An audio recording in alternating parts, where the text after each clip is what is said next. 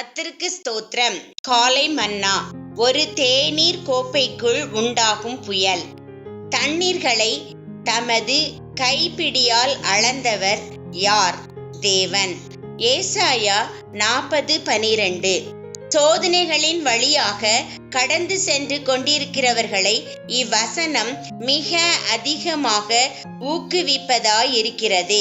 ஏசாயா 43:2 நீ தண்ணீர்களை கடக்கும் போது நான் உன்னோடு இருப்பேன், நீ ஆறுகளை கடக்கும் போது அவைகள் உன்மேல் புரளுவதில்லை என்று கூறப்பட்டிருக்கிற வண்ணமாக சோதனைகள் தேவனுடைய வசனத்தில் தண்ணீர்கள், புயல்கள், வெள்ளங்கள் போன்றவற்றிற்கு ஒப்பிடப்பட்டுள்ளன.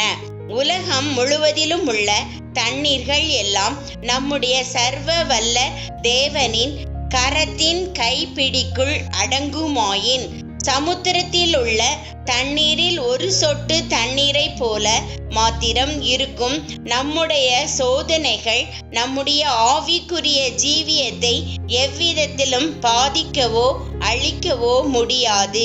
நம்முடைய சோதனைகள் எல்லாம் ஒரு தேநீர் கோப்பைக்குள் உண்டாகும் புயல் போன்றவையே.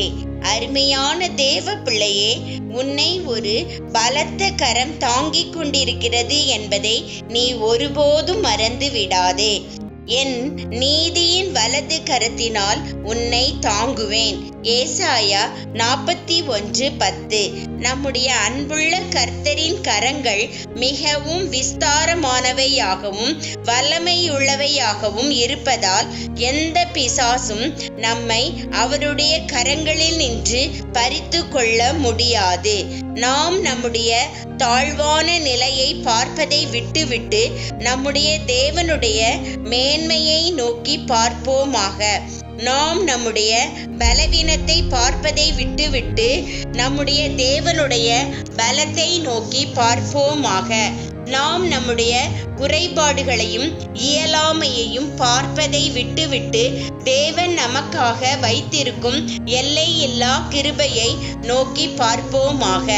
மகத்துவம் உள்ளவரும் பெரியவரும் அதிசயமானவருமான ஒரு தேவன் நமக்கு உண்டு என்று ஒரு தேவ மனிதன் கவி இயற்றி இருக்கிறார்.